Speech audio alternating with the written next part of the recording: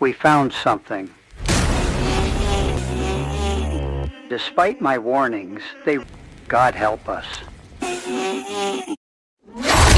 ভূতের সিনেমা হোক, নাটক হোক, গল্প হোক বা সিরিজ হোক বা কার্টুন হোক, ভূত রিলেটেড যে কোনো কিছুই পছন্দ করে না এমন মানুষ পৃথিবীতে খুব কমই আছে। বলেন কি? ঠিক এই কারণেই 2025-26 সালে হরর সিনেমা হলিউডের বক্স অফিসে একটার পর একটা দারুণ সাফল্য বয়ে নিয়ে আসছে। এরই ধারাবাহিকতায় 2026 সালে ইভিল ডেড এর একটি নতুন পার্ট রিলিজ করা হয়েছে, যার নাম হচ্ছে ইভিল ডেড পার্ট। আমি এতদিন অপেক্ষা করছিলাম এর ভালো প্রিন্ট আসার জন্য, এবং রিসেন্টলি মুভি ডাউনলোডের প্রায় সকল সাইটেই এই সিনেমাটি হিন্দি ডাব এবং বাংলা সাবটাইটেল সহ এইচডি প্রিন্টে অ্যাভেলেবল রয়েছে।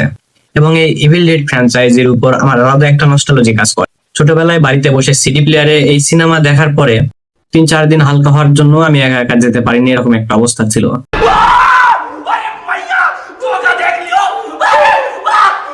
যদিও সেই সময়কার ইভিল ডেড দেখলে এখন ভয়ের চেয়ে কমেডি বেশি মনে হবে, কিন্তু বাচ্চাকালে এই সিনেমাটি আমার মনে দারুণ দাগ কেটেছিল।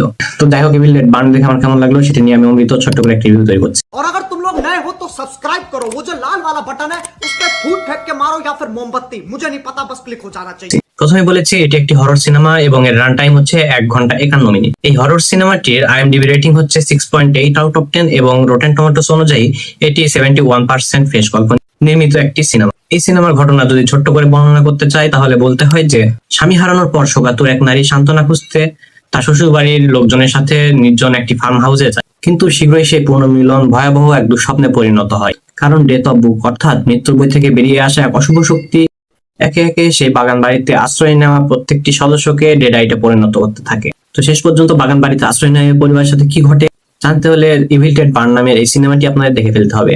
এবার আসি এই সিনেমার ভালো লাগা বা খারাপ লাগা বিষয় নিয়ে। প্রত্যেকটি ইভিল ডেড সিনেমা যেরকম একটি নির্দিষ্ট বস্তু বা কোনো জিনিসের উপর কেন্দ্র করে নির্মিত, ঠিক এই ইভিল ডেডটিও একই রকম ভাবে কোনো একটি বস্তুর উপর নির্ভর করে নির্মিত। এই সিনেমাতে হররের চেয়েও ঘৃণাঘাতী বিষয়গুলো বেশি তুলে ধরার চেষ্টা করেছে। আপনার যদি খাবারের রুচি ভালো না হয় তাহলে এই সিনেমাটি আপনার না দেখাই ভালো। এতে 18+ কোনো দৃশ্য নেই, পুরো ফ্যামিলি নিয়ে দেখতে পারবেন এবং ওয়ান টাইম ওয়াচেবল হিসেবে আমি এই সিনেমা আপনাদের রেকমেন্ড করতে পারি। ছুটির দিনে চাইলে আপনারা পুরো পরিবার সহ এই সিনেমাটি দেখে ফেলতে পারবেন। এই সিনেমাটিকে রেটিং দিতে হলে আমি দেবো 6 আউট অফ 10।